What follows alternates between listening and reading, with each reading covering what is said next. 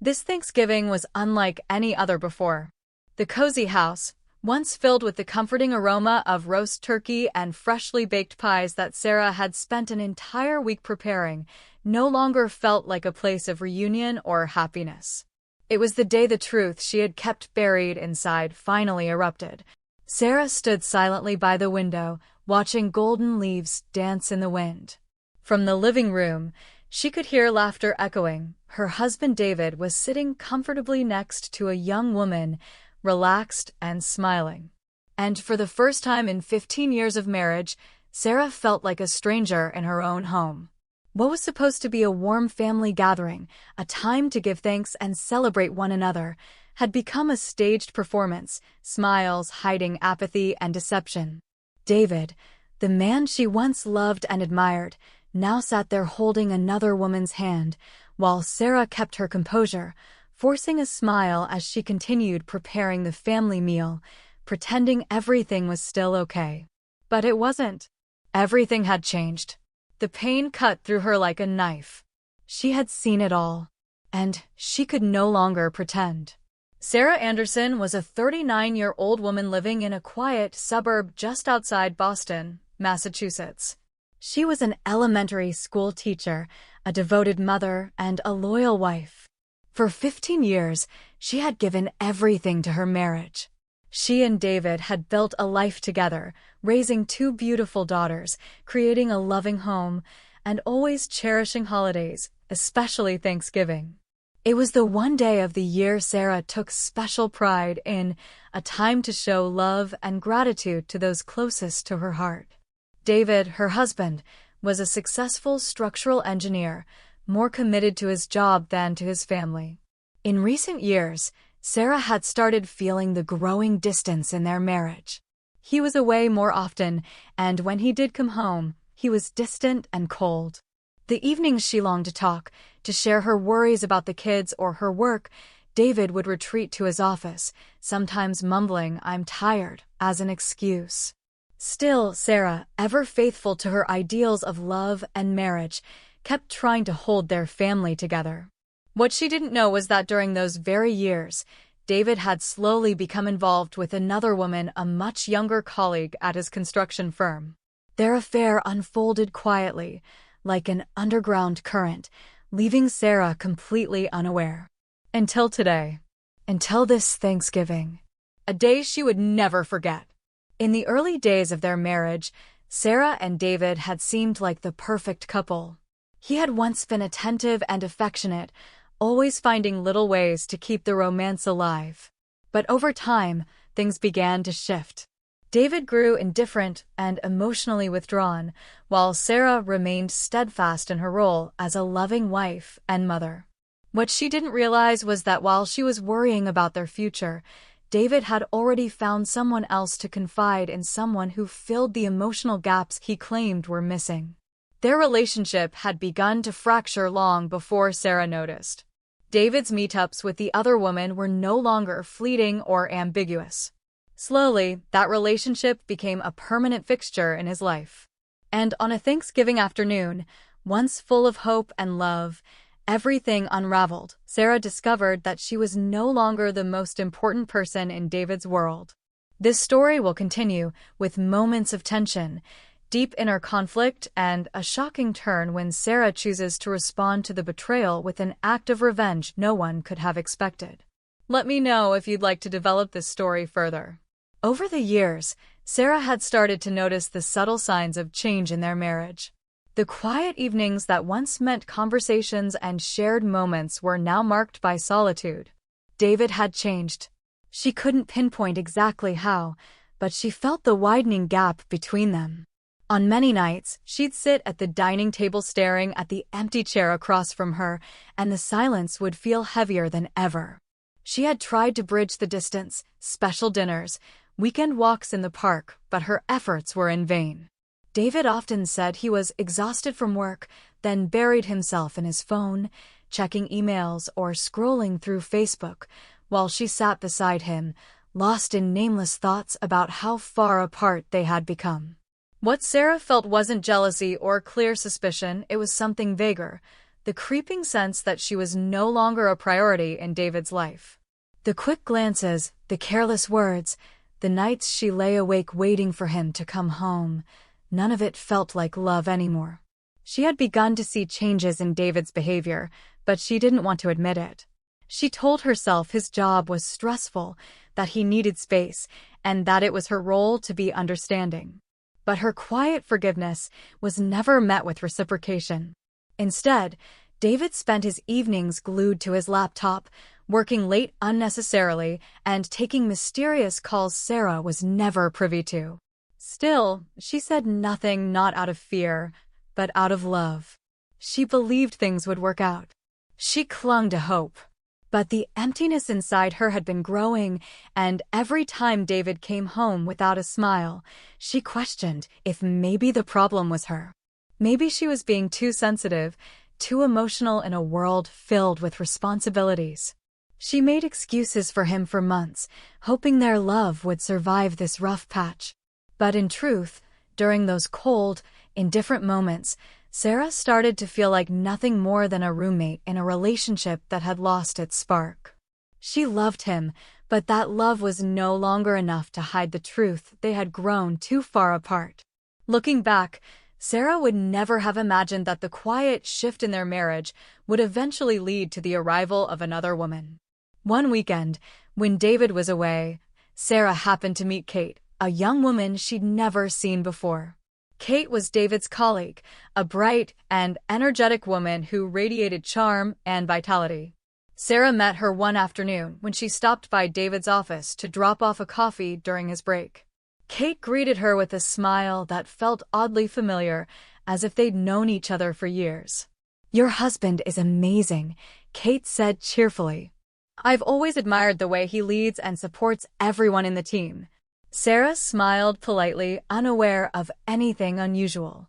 To her, Kate was just a professional colleague giving a compliment.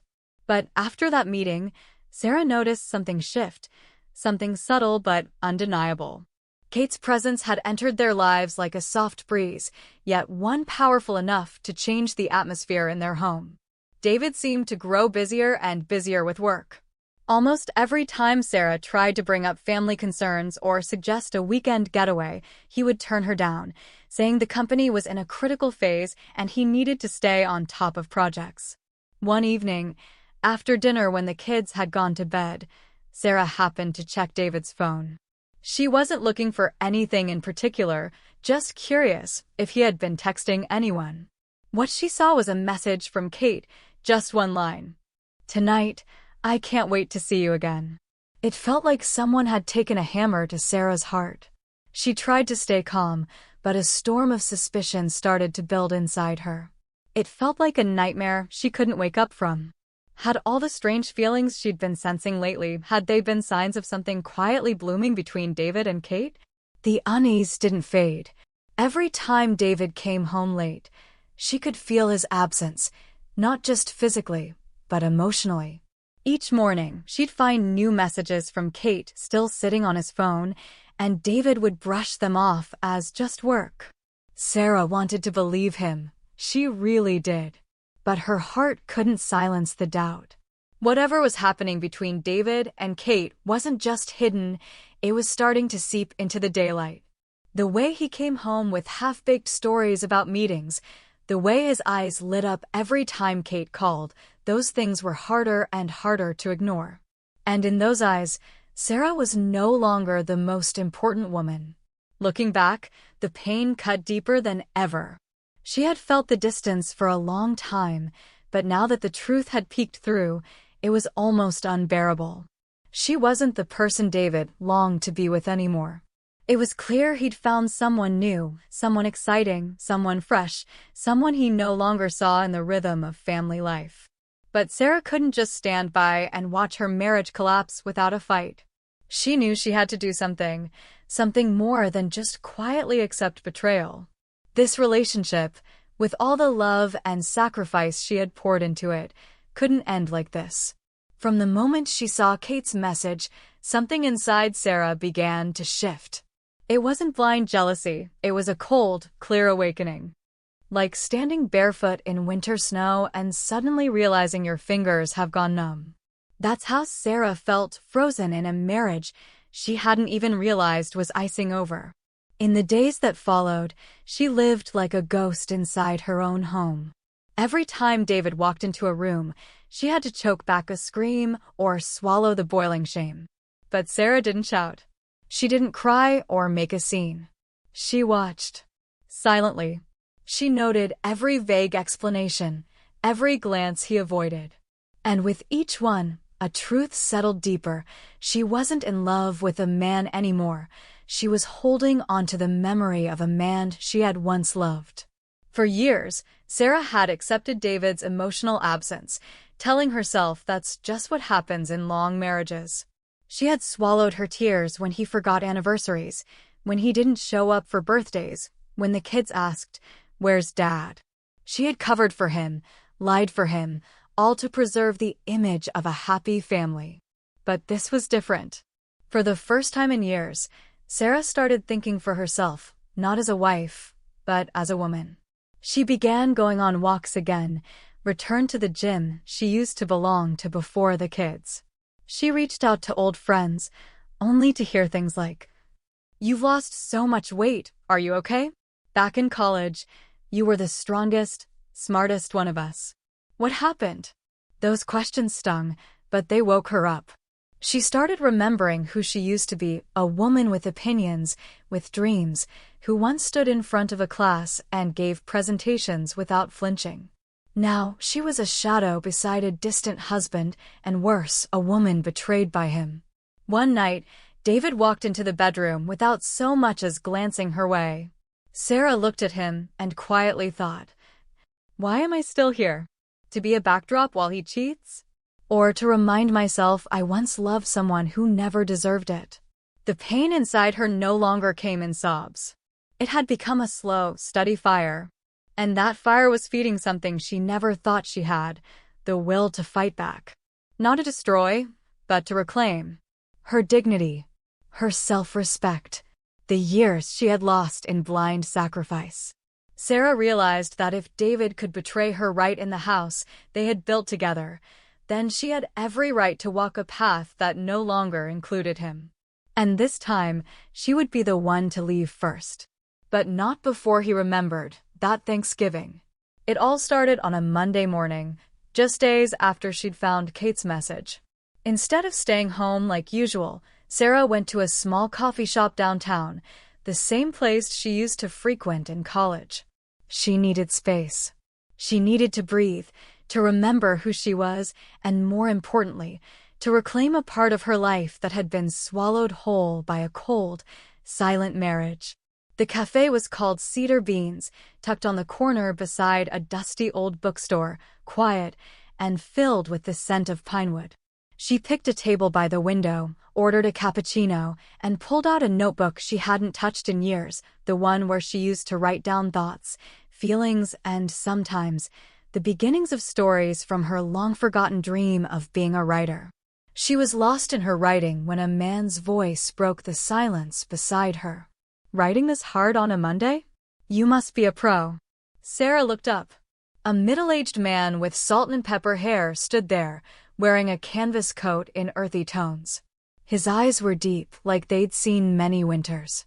He smiled, holding an espresso and a copy of Steinbeck.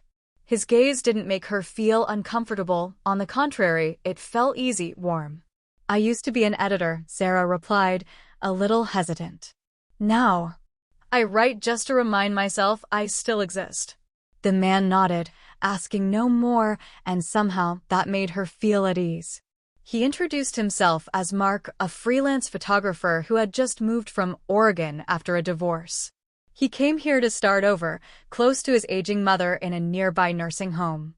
They started to talk. Nothing too personal, just books, coffee, and what it's like to begin again when you're no longer in your 20s.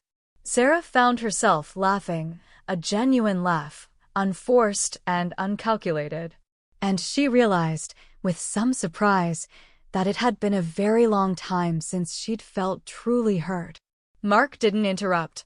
He didn't talk too much about himself. He simply asked, "Has life been kind to you?" And when she hesitated, he didn't push for an answer. The meeting lasted less than an hour. But after Mark said goodbye and walked out of the cafe, Sarah stayed seated for a long while.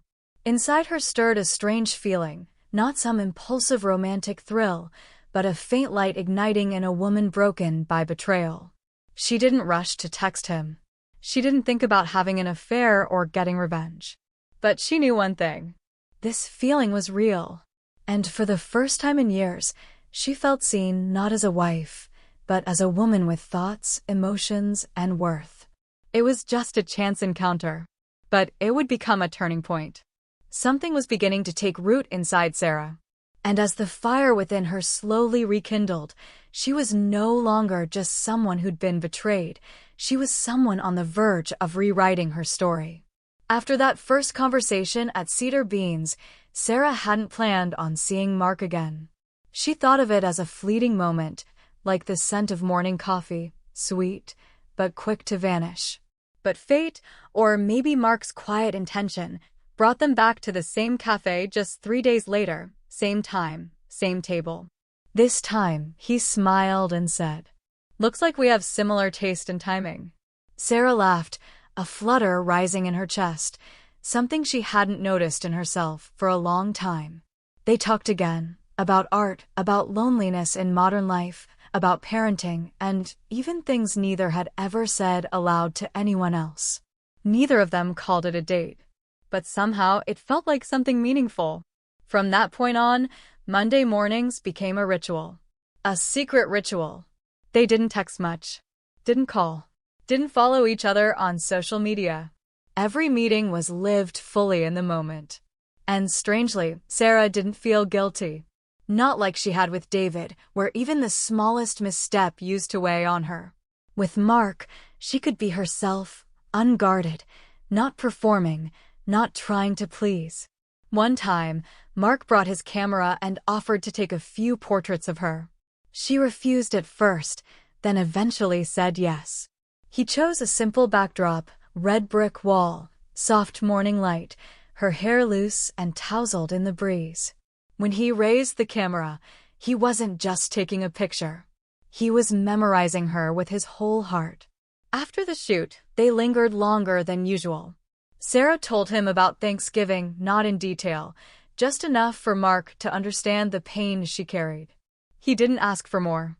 Instead, he simply said, "Some things don't need answers. Just someone sitting with you while you untangle them." Sarah went quiet. No one had ever said that to her before.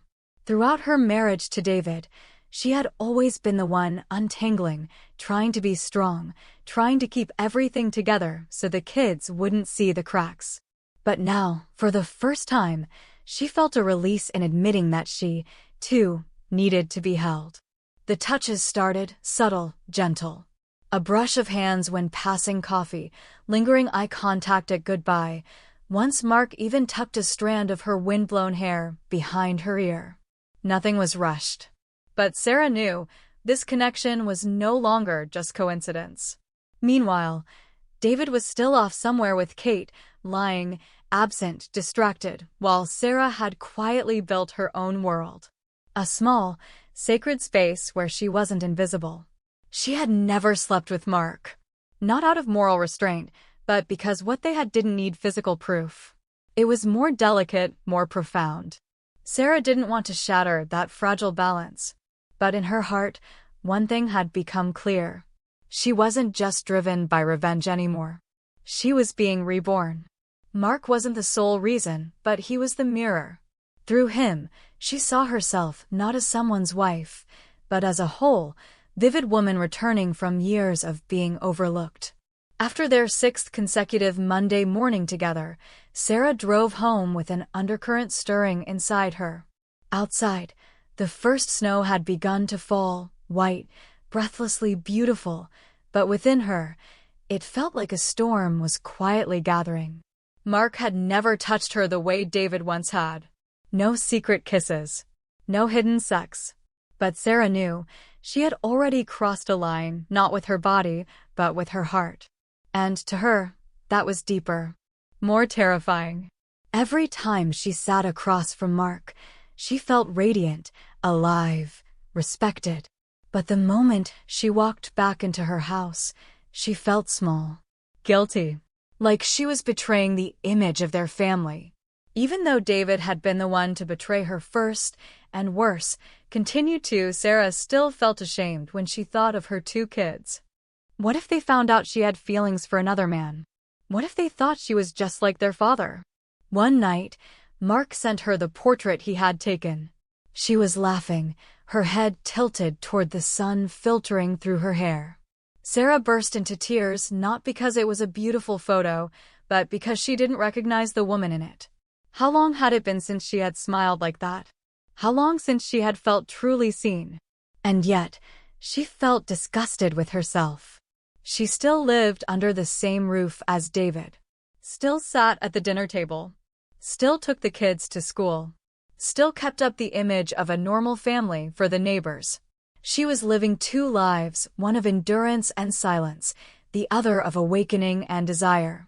While David remained indifferent, still texting Kate, still inventing work excuses to disappear on weekends, Sarah was torn apart by guilt. The injustice of it all infuriated her. Why could the man who cheated live freely, while the woman rediscovering herself had to live in shame? There were nights she nearly texted Mark to say they should stop. But she always erased the message, because this wasn't about right or wrong anymore. It was about the fact that she had awakened. She had broken free from the cage of silence, and there was no going back. There was no clear ending yet. But Sarah now knew something deeper than anything else. She was no longer the betrayed and silent wife. She was a woman learning to rise, not to chase another man, but to find herself again. And if anyone was going to walk with her on that path, it would be Mark, not David. Her feelings for Mark didn't make her feel dirty. They made her feel alive. And sometimes simply being alive, with your whole heart, is the bravest thing a woman can do after years of being dimmed in her own life. They lived together like co-owners of a house and 2 children, more than a married couple. David kept cheating with Kate, putting on his good man act for the kids and the in-laws. Sarah floated in a suspended space between awakening and torment until that fateful night on Christmas. That year, the family gathered at Sarah and David's house, a tradition that had lasted over a decade. The towering Christmas tree, twinkling golden lights, the scent of cinnamon cookies and roasted meat filled the air. From the outside, it was a picture-perfect American holiday, a snow-covered roof, a crackling fireplace, children running through the halls. But Sarah knew what lay beneath that facade. That evening, Mark, for the first time, sent her a cryptic message, "I've been thinking about you, more than I should." Sarah froze. She placed her phone face down on the kitchen counter and tried to keep chopping carrots as if nothing had happened. But David, standing behind her, had already seen the notification flash on the lock screen. Without a word, he picked up her phone and unlocked it with her fingerprint, a move Sarah hadn't seen coming. Every message spelled out, morning coffees, you're the light on the days I thought had gone dark, and photos Mark had taken of her bathed in sunlight. Sarah turned around just in time to catch David's eyes, not the usual indifference, but fury and betrayal. Not because he loved her, but because his ego had been wounded. "You're cheating on me?" David roared, holding the phone high. The entire family turned to look. David's mother dropped a plate of cookies. It shattered on the floor. Sarah stood there, exposed. No more masks. No more silence. Everything exploded, right in front of the relatives who'd always believed she and David were trying to make it work. David slammed the phone onto the table, his face flushed with rage. "While I bust my ass providing for this family, you sneak around with some cheap photographer?" Sarah laughed, for the first time in years. In the middle of this public humiliation, she felt free. "You bust your ass?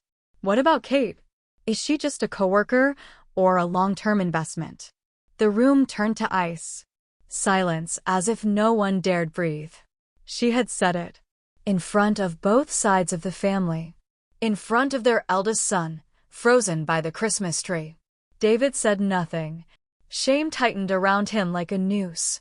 The relatives lowered their heads. No one had expected this from Sarah, the gentle, patient woman who had just brought down the curtain on this entire charade. And yet, that wasn't even the climax.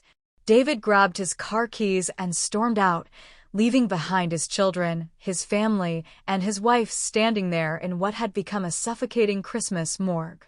Sarah didn't cry. She just stood still and exhaled, a long, deep breath, like unfastening a necklace that had choked her for years. And that night, even though to everyone else she was the one in the wrong, Sarah knew, for the first time, she had chosen herself. And this, right here, was the moment the storm changed direction. After that Christmas night, David didn't return for 3 days. He cut off all contact, no texts, no calls, leaving Sarah to figure out how to explain to their 2 young children why their father wasn't there for gift opening or Boxing Day breakfast. But Sarah was no longer the wife who scrambled to mend every crack. She cleaned up the shards in the kitchen, laundered the wine-stained tablecloth, and went to bed alone, with a mind both empty and on fire. On the 4th afternoon, David came back. He stormed into the house, flung his keys on the table, eyes bloodshot with contempt. "You've ruined everything," he snapped, yanking off his coat like it, too, had betrayed him. Sarah said nothing. She was sitting at the dining table, in front of a cold cup of tea and a printed divorce packet, laid out neatly, the white page facing up like a bold invitation. David stopped in his tracks. "You're serious?" Sarah met his eyes, calm, cold, steady. "I've survived so many holidays with you. When did you and Kate start? Valentine's? My birthday? Or both?" David clenched his jaw. "I never planned to leave this family. What about you? Did you sleep with that artist yet?" Sarah's lips curved slightly. "Not yet. But if I had, at least I wouldn't have done it while our kids were asleep upstairs like you did." The truth dropped like a boulder, crushing the last bit of power David thought he had. He slammed his fist on the table and yelled, "You hypocrite! Trying to play the victim? You humiliated me in front of everyone." Sarah rose to her feet, every word slicing into the remnants of his pride. "You made me a shadow. You forgot who I used to be. I'm not your Sarah anymore, David. I'm Sarah, a mother, a woman, and someone who won't be disrespected ever again." The kids, hearing the shouting, came running downstairs. Sarah immediately softened her voice, knelt down, and wrapped her arms around them, whispering that everything would be okay. David stood there, a stranger, stripped of his starring role in the family drama he once directed. That night, Sarah locked her bedroom door. No more sleeping beside a stranger. No more obedience. No more tears. This marriage might have died a long time ago, but this Christmas, she had buried it herself. And David, the man who once thought he held all the power, was just beginning to understand what it meant to be dethroned. What he didn't know was this. Sarah hadn't taken her revenge yet. But she would. And it wouldn't be anything like he imagined. The next morning, Sarah woke before dawn. The house was quiet, but inside her, something had shifted, as if a long-held fracture had finally broken open. She sat by the window, watching snow fall on the porch steps like layers of frozen memories, blanketing years of silent endurance. How many years had she lived under David's contempt? How many times had she stifled her sobs behind the bathroom door?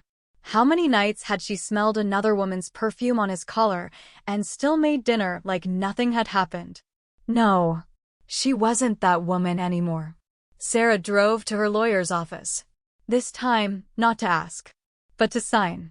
The divorce papers were ready, along with custody requests and a fair division of assets. Her lawyer, a seasoned widow with sharp eyes and a gentle hand, placed hers on top of Sarah's and said, "I've been where you are. But believe me, what comes next? That's when life really begins."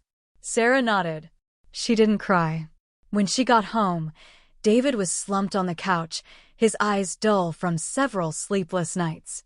He looked like he'd aged a decade. Sarah placed the folder in front of him.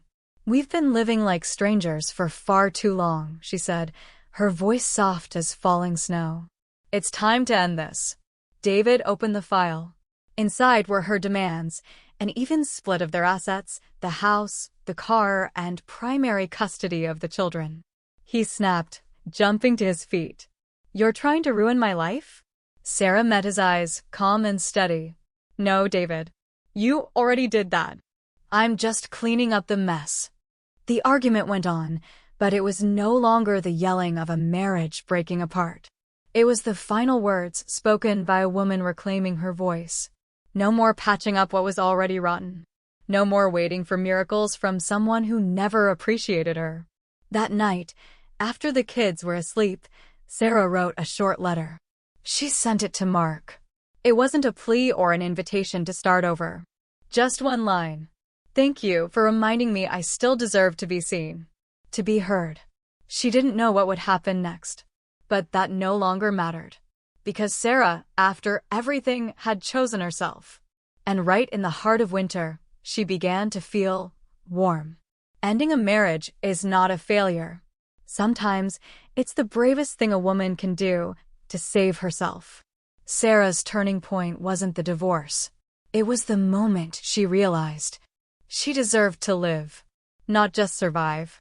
3 months after officially filing for divorce, Sarah's life looked very different, quiet, imperfect, but real.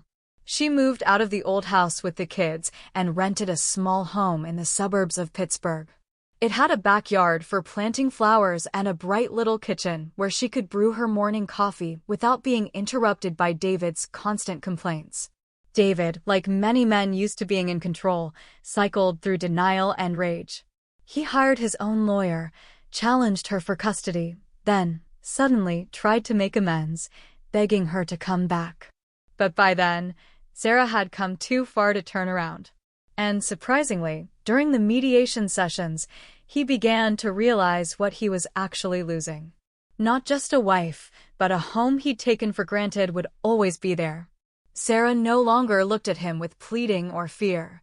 She showed up on time, dressed sharp, spoke clearly like a CEO of her own life. She got her old job back at the administrative office of the local high school. Her coworkers welcomed her with warm hugs and a small cake that read, "Welcome back, Sarah." A simple gesture that nearly brought her to tears.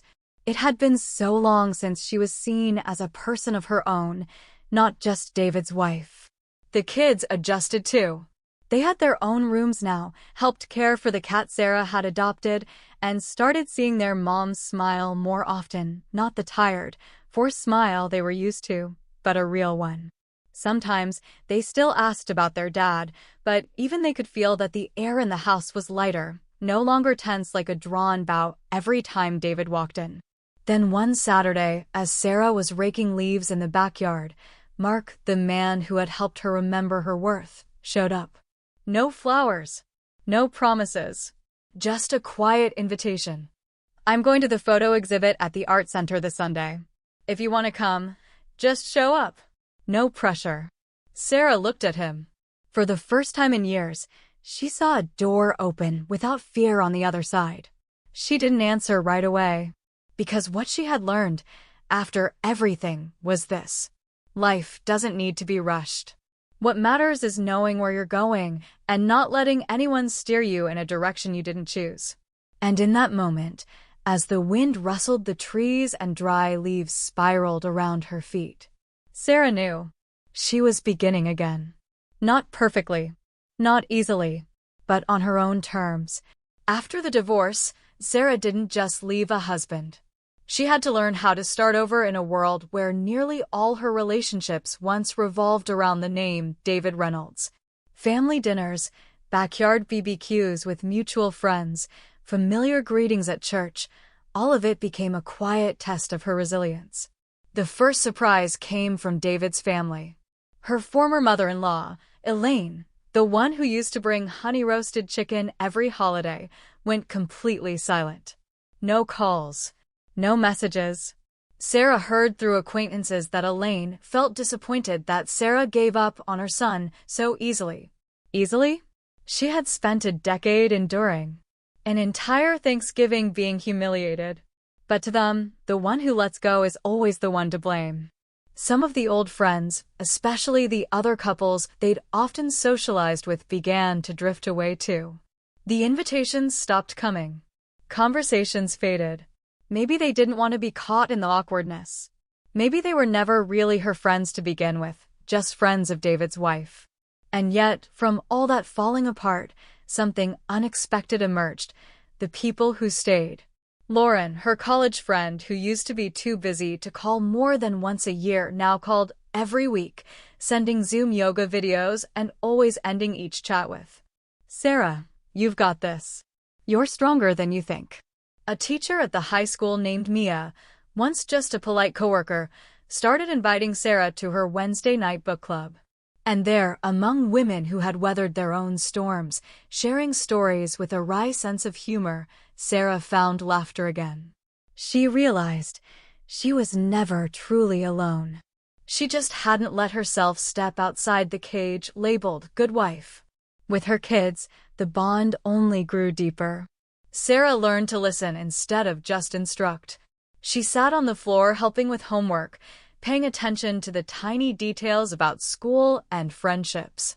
One night, as she tucked her youngest daughter into bed, the little girl whispered, "Mommy, you smile more now than you used to. I like you better like this."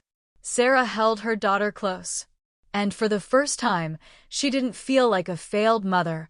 She felt like a woman growing into whatever was left after the storm. When relationships are tested, what truly matters will remain. And what Sarah learned was that sometimes you have to lose everything you once thought was close to finally see who truly deserves a place in your new chapter. The months after the divorce weren't smooth like a revenge fantasy.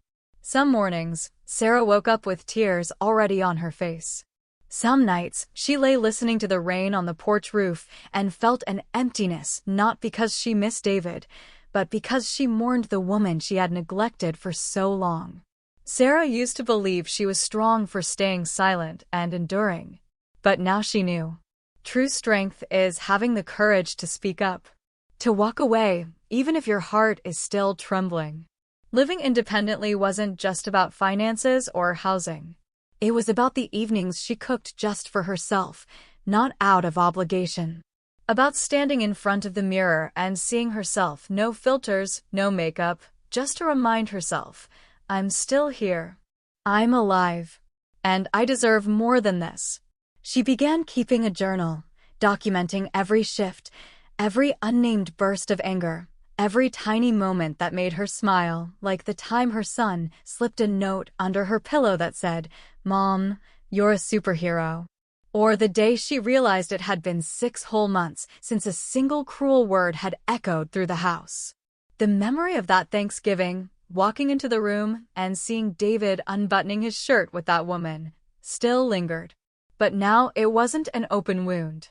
It was a line in the sand, marking the end of the old, silent version of herself and the beginning of the woman she had become: decisive, powerful, and in control. Sarah hadn't forgiven David, not yet.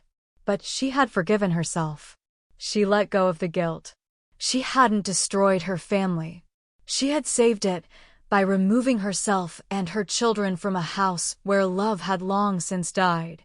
One afternoon in the park, she saw a young woman crying on a bench, wedding ring still on her finger. Sarah said nothing. She just quietly left a small note behind before walking away. It read simply, "When you think you have nothing left, the truth is, you're just beginning." And Sarah knew that was true, because she had lived it. And the most surprising thing she discovered in all that loss was herself. A year after her divorce, Sarah stood at her window, taking in the familiar view of suburban Pittsburgh.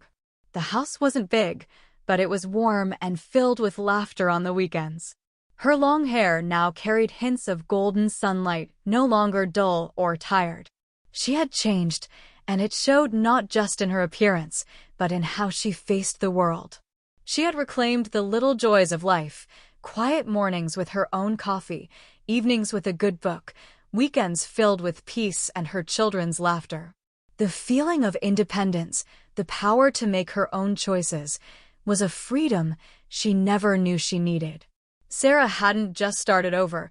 She had built a solid foundation, so she would never again live in the shadow of old wounds. Her job at the high school gave her more than stability, it gave her confidence.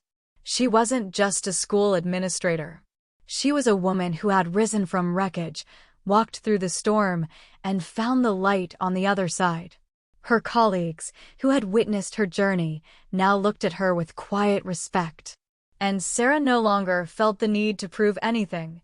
She simply was. A strong woman. A mother. A friend. Still, she couldn't ignore one essential truth. Her growth didn't just come from new beginnings, it came from the pain she had survived. She no longer looked at the past with bitterness or regret. Instead, she saw it as a part of the journey that shaped her into who she was now. Every morning, before stepping out the door, Sarah reminded herself, "I am worthy. Worthy of peace, of love, and of a future that is mine." She didn't chase perfection. She chased freedom. And she found it. Not just freedom from her old marriage, but freedom to love herself. Freedom to live her own way. Sarah's journey wasn't over. But she had stepped out of the darkness. And now she was living in the light she created for herself. The day Sarah stood before the court and signed the final papers to complete the divorce, she didn't feel even a flicker of regret. On the contrary, deep within, she felt a strange, beautiful surge of freedom spreading through her entire body. This wasn't the relief of someone running away. This was the release of someone who had faced the pain and made the conscious choice to let the past go. Because before the end, Sarah had seen everything she needed to see. She had felt it all: disappointment, anger, heartbreak, despair. And she had learned that forgiveness wasn't something you give to the one who betrayed you. It's something you give to yourself, so you can stop carrying the weight of the past. When the hearing was over, Sarah didn't look back at David. She didn't need to. She knew, in her heart, it was done. She hadn't just freed herself from a broken marriage. She had carved out a brand new space for herself. A space where she could breathe. Freely. Without fear. In the months that followed, Sarah continued to evolve, not because she had to, but because she wanted to. She started taking yoga and meditation classes, things she never imagined trying before. She picked up painting again, creating a space where she could express herself. She joined women's workshops about independence, sharing her own story as a beacon of hope for others walking the same stormy path. More and more women began reaching out to her, sharing stories of betrayal, of heartbreak, of fear. Sarah had become more than a mother, more than a school employee. She had become a source of strength, a guide, for those still searching for light in the aftermath of their own storms. Sometimes she sat by the window and wondered if David ever truly understood. But she didn't care anymore. She no longer needed his acknowledgement. She had lived true to herself, and that was what mattered most. She had no regrets. Freedom isn't forgetting. It's understanding that you deserve a new life, a future filled with hope and power. And Sarah had found that freedom. Looking back on her journey, Sarah realized something she never could have understood before everything fell apart. Sometimes, you have to lose everything to finally find yourself.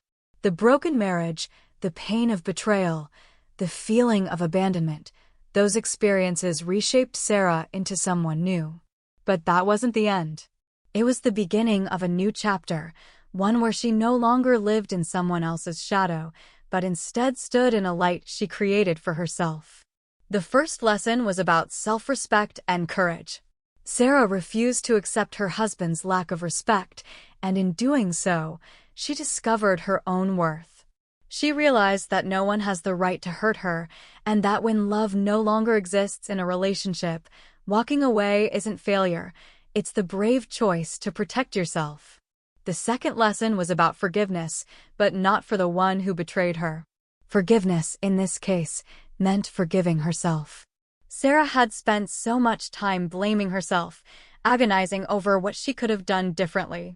But she came to understand that only by releasing that guilt could she move forward without the past holding her back.